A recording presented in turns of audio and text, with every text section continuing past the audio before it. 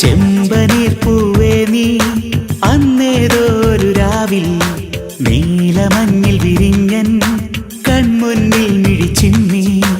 അത്ഭുതം അടങ്ങാതന്നു ഞാൻ